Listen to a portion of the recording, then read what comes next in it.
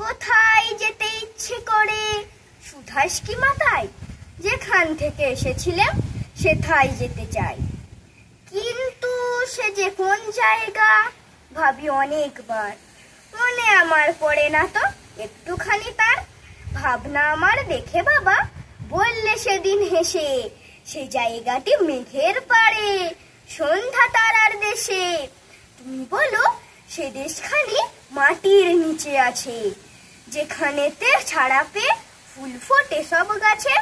মাসি বলে সে দেশ আমার আছে সাগর তলে, যেখানেতে আধার ঘরে লুকিয়ে মানিক জলে।